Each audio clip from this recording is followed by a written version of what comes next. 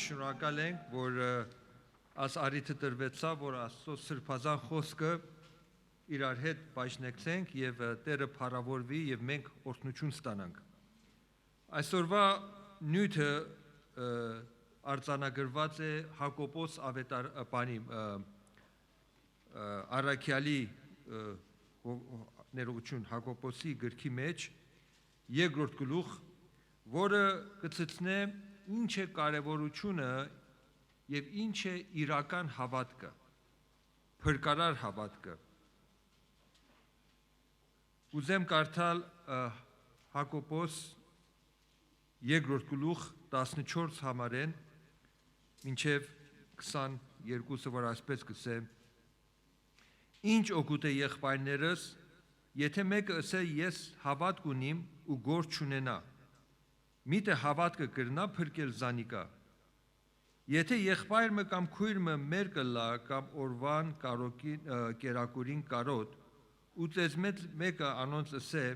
կացեք խաղաղությամբ, տակցեք ու կշտացեք, բայց մարմինին պետք եղած բաները անոնց չտա, ինչ օգուտ ունի։ Այսպեսալ, ուրեմն ասին նմանություններ, հիմա կուզե ցույց տալ հավատքը, այսպեսալ հավատքը եթե իրեն հետ գործ չունենա, առանձին մեռած է։ Նաև կրնա մեկը ասել, թե դուն հավատք ունես, ես ալ գործեր ունիմ, դուն քո հավատքը ցուցուր ինձի առանց գործերու, ես ալ քեզի ցուցնեմ իմ հավատքս իմ գործերովս։ Դուն կհավատաս, թե Աստված մեկ է, աղեկ կնես, դևերն ալ կհավատան եւ կսարսափին։ Բայց կուզես գիտնալ ով սնոտի մարդ, թե հավատքը առանց գործերու մեռած է։ Աբրահամ մեր հայրը գործերով չարդարացավ, երբ իր որդին Իսահակը սեղանին վրա հանեց զոհնելու։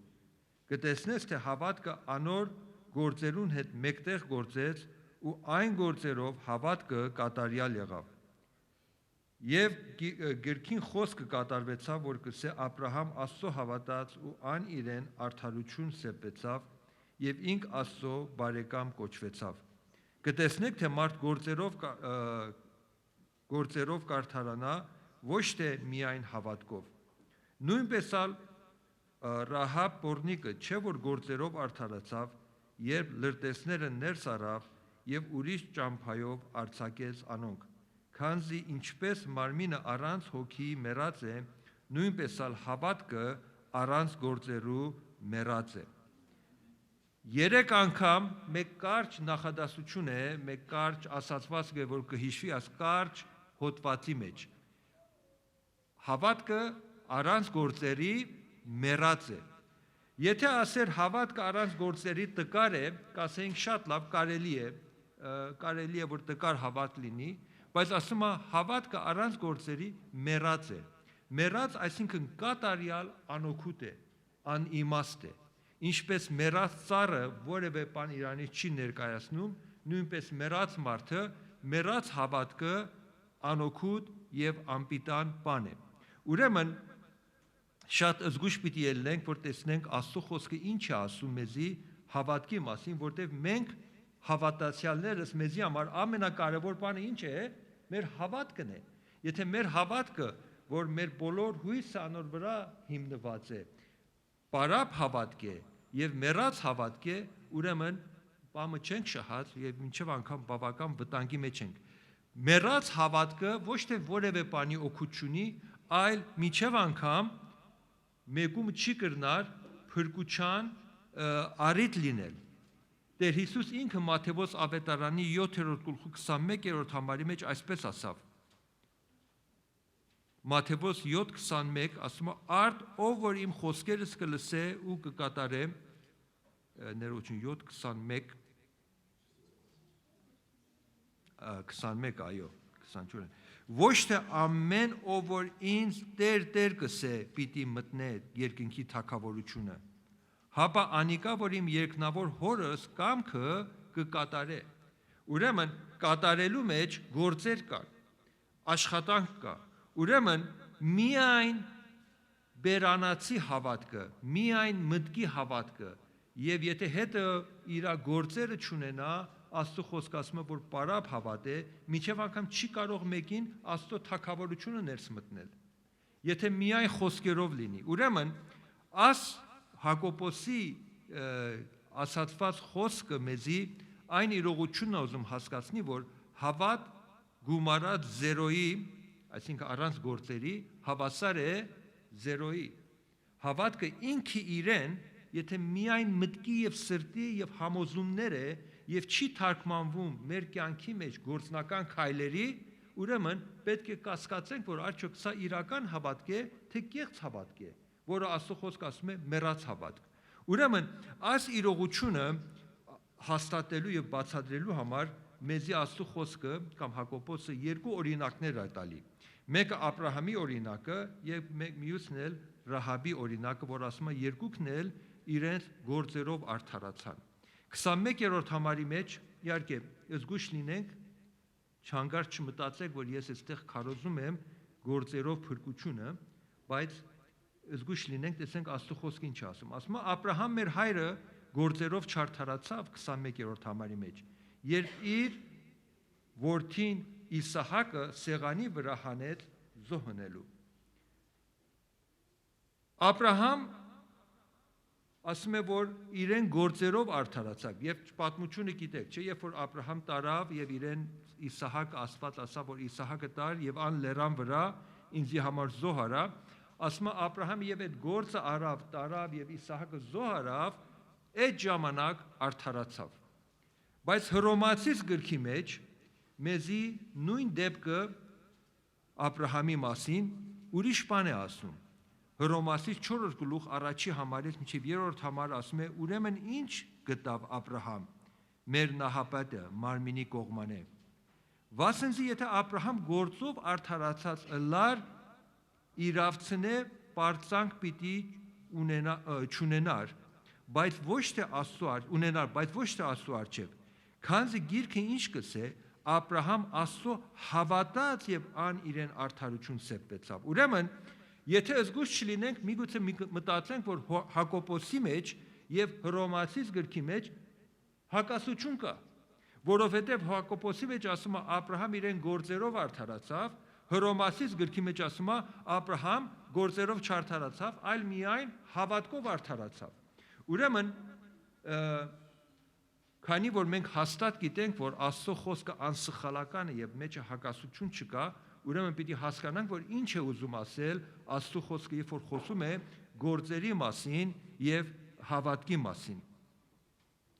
Շատ հաստատ եմ ուզում անել, որ մեր փրկությունը գործերը կախյալ չէ, այլ միայն հավատքով է Հիսուս Քրիստոսին, որպեսզի հանգարց մեկը չպարծենա։ Ասի շատ հաստատ է, որը Եփեսացիս 2-րդ գլխի մեջ, համարաբար շատերը ծանոթ ենք այս համարի հետ, մեզի հիշեցնում է։ Եփեսացիս 2-րդ գլուխ 8-րդ համարից այսպես է ասում. «Վասնզի շնորհքով փրկված եք դուք հավատքի միջոցով, եւ այս ոչ թե ձեզմե է, հապա Աստծո պարգևն է։ Եթե բավական չէր, ավելացնում է, որ շատ պարզ լինի, ոչ թե գործերեն, որ մեկը չպարծենա»։ Ուրեմն շատ հաստատ է, որ հանգարց եթե մտածենք, որ մեր փրկությունը, մեր հավիտենականությունը ապահովված է այն պատճառով, որ մենք թե Հիսուսին ենք հավատում, թե իրեն առած գործն ենք ընդունում, եւ թե որոշ գործեր պետք է անենք։ Անունները չեմ ուզում տամ, բայց որոշ արարողություններ, որոշ գործեր, որոշ քայլեր կա, որ մենք պետք է անենք։ Եթե ասում եմ այդպես է, զգույշ եղեք, որտեղ փրկությունը միայն հավատքով է Հիսուս Քրիստոսի։ Բայց այստեղ մենք չենք կարող կանգնենք եւ կանգ առնենք, որտեղ Աստծո խոսքը շարունակում է նույն գլխի մեջ։ Հետո 10-րդ համարի մեջ ասում է. «Վասնզի մենք անոր ձեռագործն ենք Քրիստոս Հիսուսով ստեղծված բարի գործերու համար, որ Աստված նախապես պատրաստեց մեզ, որպեսզի անոնց մեջ քալենք»։ Ուրեմն շատ հաստատ է, որ հակառակ որ մենք միայն հավատքով ենք փրկվում եւ մեր գործերը մեր փրկության մեջ որևէ դեր չունեն, բայց մեր փրկության նպատակը բարի գործերի մեջ քայլել եւ առաջ երթալն է, որ Աստված ասում է նախապես ամեն մեկից համար պատրաստել էր եւ որոշած էր մեզի համար։ Իրականության մեջ մարդ չի կարող բարի գործեր անի, եթե փրկված չէ։ Որովհետև հին մարդը, մեղսալից մարդը Աստծո հակառակ մարդը, թշնամի մարդը չի կարող Աստծո համար բարի գործեր անի։ Որոշ բարեգործություններ միգուցե կարողանա անի, բայց դա էլ իրական բարեգործություն չէ, որտեղ բարեգործության նպատակը իրեն անձը փառավորել է։ Շատ տեղեր կա, որ մարդիկ բարեգործություն են անում միայն մեկ պայմանով, եթե իրենց անունը կրվի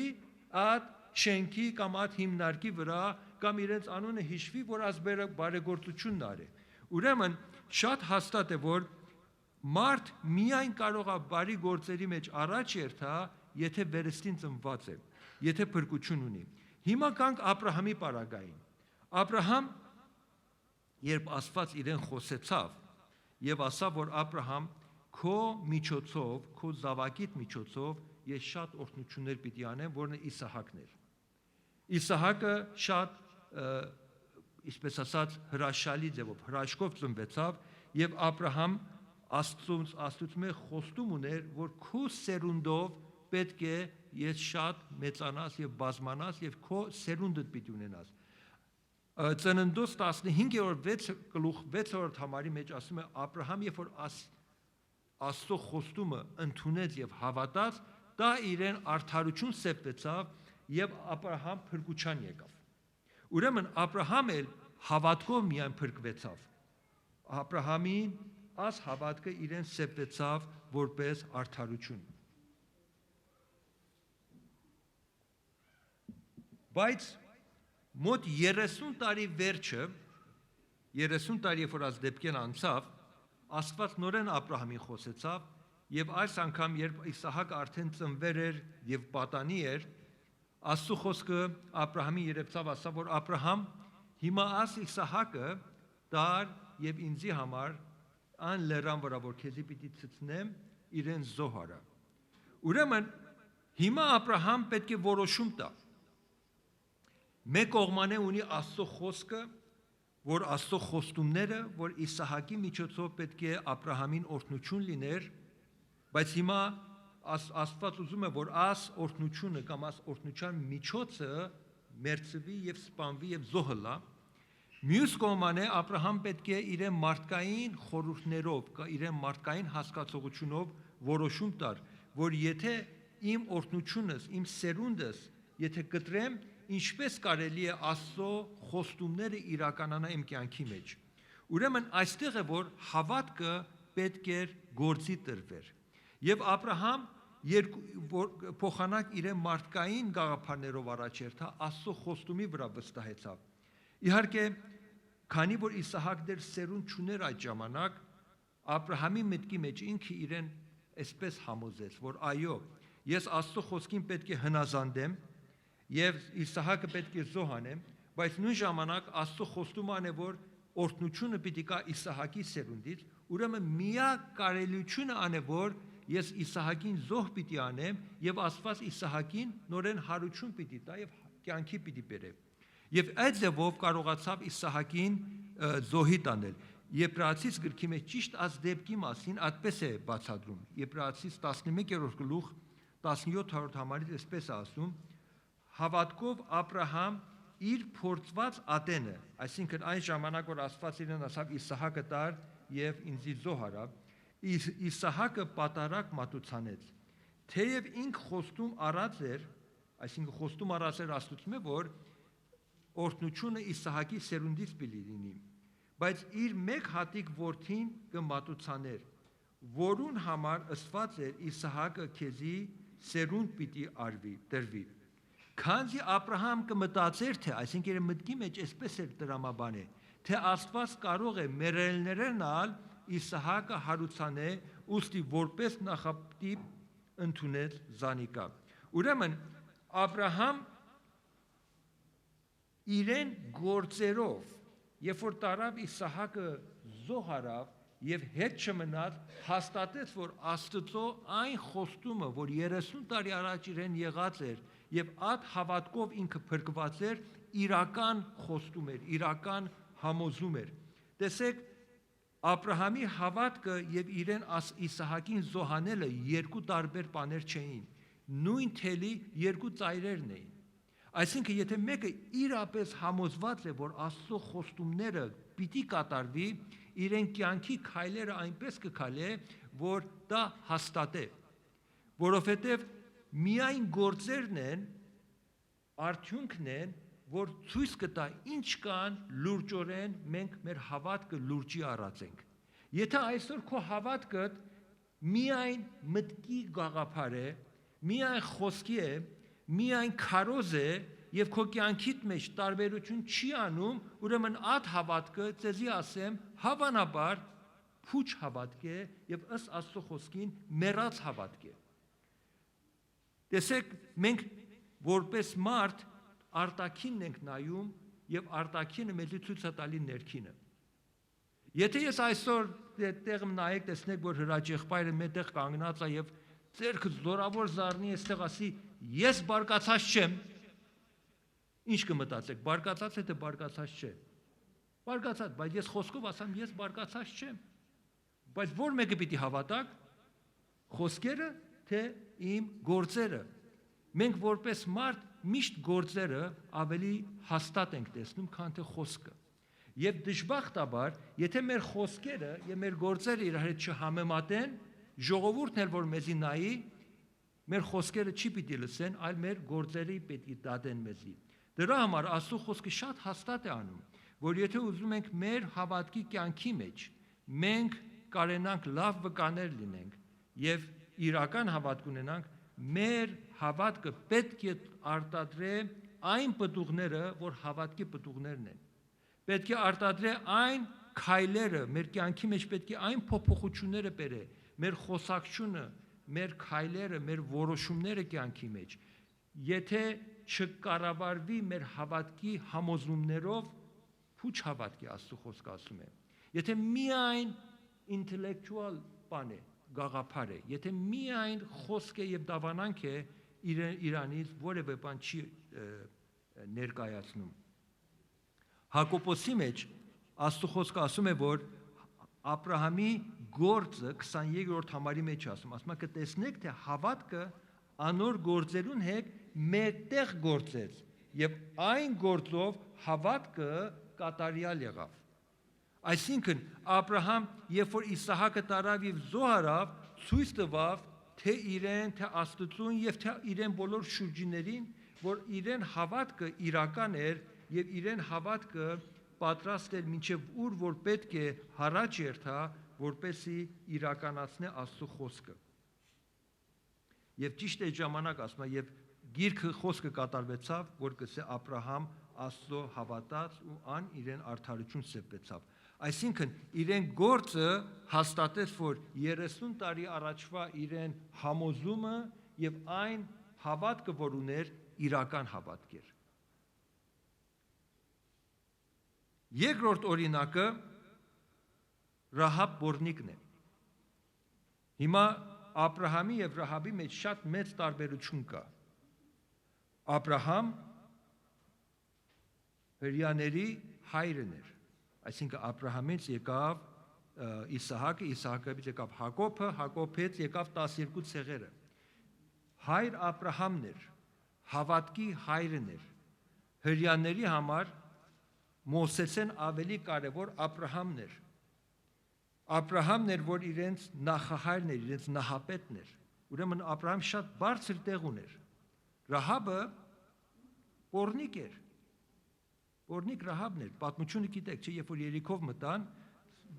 բաները, լրտեսները, երբ որ պիտի տեղը երթային, բորնիկ կնգատունը մտան Ռահաբ անունով։ Եվ այնտեղ Ռահաբը իրենց տեղ տվավ, ընդունեց եւ ասում է Ռահաբը ատ իրեն գործով փրկություն ստացավ։ Ռահաբը եւ Աբրահամը շատ տարբեր էին։ Աբրահամ հայր էր, մարդ էր, Ռահաբ կին էր, արդեն հրյաների համար կին լինելը բավական մեծ անհարգանք էր։ Եթե Աբրահամ իրենց հավատքի հայրն էր, Ռահաբ անաստված մեկն էր, կռապաշտ մեկն էր։ Եվ եթե Աբրահամ պատվական մեկն էր, Ռահաբ բորնիկ մեկն էր։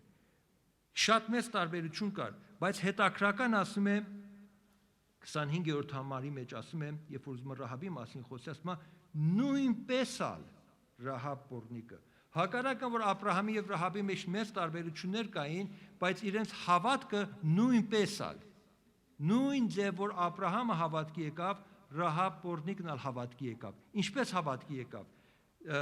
Երբ որ համոզում ունեցավ, որ Աստված ով է, Եհովան է Աստված, իրեն քայլերը հաստատեց իրեն համոզումը։ Կհիշեք, երբ որ բաները լրտեսները մտան Երիքով եւ այնտեղ պիտի մտան Ռահաբի մոտ, Հեսվա երկրորդ գլխի մեջ 9-րդ, 10-րդ եւ 11-րդ համարի մեջ այսպես են կարդում. Ռահաբ իրեն այցելողներին այսպես ասավ լրտեսներին. եւ ասավ. ես գիտեմ, որ Տերը այս երկիրը ձեզի տվավ։ Ռահաբ ոչ հրյա էր, հիմա հրյաներ լրտեսներին ասում են, որ ես արդեն իմանում եմ, որ Աստված այս երկիրը ձեզի տված է։ Ու ձեր վախը մեր վրա ինգավ, եւ ձեր պատճառով այս երկրի բնակիչները հալեցան, քանզի մենք լսեցինք, թե ինչպես Տերը ձեր Եգիպտոսեն ելած ատենը կարմիր ծովուն ջուրերը ձեր արջևեն ցամցեցուց, նաեւ ինչ որ դու կրիք Հորթանանի անդին կողմը բնակող ամորացիներուն, երկու թագավորներուն, Սեհոնին ու Օվկին, որոնք բնաջին ջրիկ, ուստի այս բաները լսածնուց պես սրտերնից հալեցավ ու ձեր երեսեն վախնալով մեկունը վրա համարձակություն չմնաց, քանզի ձեր Եհովա Աստվածը վեր է երկինքի մեջ ու վարը երկրի վրա միայն ինքն է Աստված։ Այսինքն Ռահաբ հայտարարեց, որ միայն Եհովան է Աստված։ Մեր կուռքերը, մեր բունացած բոլոր աստվածները երկինքի եւ երկրի վրա ուրիշ մեկը չկա, բացի Եհովա Աստված։ Հիմա եթե իրականության մեջ այս համոզումը իրական է, շատ պարզ է, որ Ռահաբ պետք է որոշում տա, ումի հետ կուզեմ ես միանալ, հեթանոսների հետ, թե հրյաների հետ։ Շատ պարզ է։ Եթե 100% համոզված է, որ Եհովան է, որ այս հողը տվել է իրենց, Եհովան է, որ ամենազորավորն է, Եհովան է, որ իրենց համար հրաշքներ է արել, ուրեմն շատ պարզ որոշում է։ Պետք է միանամ այս խումբին։ Ուրեմն այս գործը, այս արդյունքը, այս քայլը, որ արավ, հաստատեց իրեն ներսի հավատքը։ Տեսեք, երբ որ Աստծո խոսքը ասում է գործերով ենք մենք արդարանում, ոչ թե մենք բարի գործեր անելով Աստծո ընդունելի ենք դառնում, այլ մեր գործերը ցույց է տալի, որ մեր հավատքը, որ հավատքով ընդունած ենք, իրական հավատք է։ Հավատքը պետք է պտուղ ունենա։ Հավատքը պետք է արտադրե։ Եթե չի արտադրել, եթե պտուղ չունի, այն ժամանակ պիտի ասենք, որ ինչ կներկայացնե։ Շատերը կան, որ ես իրենց անունը դրել եմ բատիկներ, բադը, չէ, բադը գիտեք որն է, չէ։ Հա։ Բադը մի քանի օր առաջ մենք գնացել էինք մի շատ գեղեցիկ լիճեր եւ մի քանի բադիկներ կային։ Վերային կնգաս ասի, որ նայեք տեսած բադիկները ինչպես մտնում են ջուրի մեջ, այս մեծ ջուրի մեջ, դուրս են գալի չոր են։ Մեկ կաթիլ ջուր չկա վրան։ Եթե նայես կկարծես, որ անապատից է եկել։ Անձեր կան, որ տարիներ եկեղեցիի մեջ են, հարյուրավոր քարոզներ են լսել, աղոթքա ժողովի են գնացել, բայց երբ որ ասի եցի բակից դուրս են գալի, մեկ կաթիլ հոգևորություն չկա վրան։ Կարծես թե բադիկի մեջ ինչպես ջուրի մեջ է մտնում, դուրս է գալի, չոր է, ասոնքալ հոգևորության շրջանակից մեջից մտնում են, դուրս են գալի, հեչ տարբերություն չկա։ Կարծես թե մարդը ոտքը եեցի չէ դրած։ Որովհետև իրեն կյանքի մեջ այդ պտուղները, այդ արդյունքը չկա, միայն խոսք է, միայն դավանանք է։ Աստծո խոսքը մեզի քաջալերում է սիրելիներ, որ մենք պետք ունենք մեր հավատքը իրականացնենք մեր կյանքի մեջ, ամեն պարագայի մեջ, մեր խոսքերի մեջ, մեր կառավարության մեջ, մեր վարվելակերպի մեջ, մեր որոշումների մեջ, ինչ որ պիտի անենք, մենք պետք է Աստծո խոսքով առաջատված եւ մեր հավատքը մեզի պիտի թելադրե, որ ինչպես են քայլում։ Տեսեք, Աստծո խոսքը պատահմամբ չէ, որ աս կետը մեզի փաստելու համար երկու օրինակները, որ բերած է Աբրահամ եւ Ռահաբն են, որտեղ ես համոզված եմ, որ աս երկուսը հավատքի երկու ծայրահեղերն են։ Աբրահամ հավատքի հայրը եւ Ռահաբ ամենաստորին մեկը, որ կարելի է հրեայի աչքով ի նկատի առնել։ Կինը, որ հեթանոս էր եւ անբարոյական կին էր։ Ատկի ավելի դրանից ավելի ցածր մեկը չի կարող լինի հրեական դատողությամբ։ Ուրեմն աս երկու սահմանները կան եւ ես եւ դու աս մեջտեղը մեկտեղ ենք։ Չեմ անում որտեղ ենք, բայց աս երկուսը մեզի սահմանում են, մեզի պաշարում են։ Ուրեմն մենք էլ այս ֆորմուլայի մեջ ենք, այս պատկերի մեջ ենք, ինչի մեջ բանաձևի մեջ ենք եւ մեզի պահանջվում է, որ եթե իրական հավատք ունենք, եթե մենք Քրիստոս Քրիստոսը ընդունած ենք մեր փրկիչը եւ առաջնորդը եւ համոզված ենք, որ օրը Տերոջը պետք է պատասխան տանք մեր ապրած կյանքի համար։ Մեկ օր կա, որ պետք է կանգնենք իրեն գահի առջև։ Մեկ օր կա, որ մեր բոլոր արվածները պետք է բաց գրքի մեջ ասում է բացվեն եւ Տերը պիտի քննարկե եւ մեզի հարցումներ պիտի տրվի։ Եվ մենք պատասխանատվություն ունենք մեր ապրած կյանքի համար, մեր հավատքի համար։ Այն հավատքը, որ մեզի ձրիաբար եւ շնորհքով տրվեցավ, ինչ արեցինք այդ հավատքի համար։ Ինչպես հիշում եք այդ առակը, որ Տեր Հիսուս տվավ, չէ՞։ 1-ին 10, 1-ին 5, 1-ին 2 կամ 5, 3, 1, մեկ ուրիշ տեղ այդպես է ասում, ամենից պահանջվեցա, որ ինչ ես արել այն բանը, որ քեզի տրված է։ Եթե այս համոզումները իրապես միայն երևակայություն չէ, համոզում ունենք մեր սրտի մեջ, շատ բնական է, որ մեր կյանքը տարբեր պիտի ապրենք։ Շատ բնական է։ Իսկ եթե կտեսնես, որ դու անձդ կքննես, կտեսնես, որ այն չափեր իրողություն չի քո կյանքիդ մեջ, պիտի առաջարկեմ,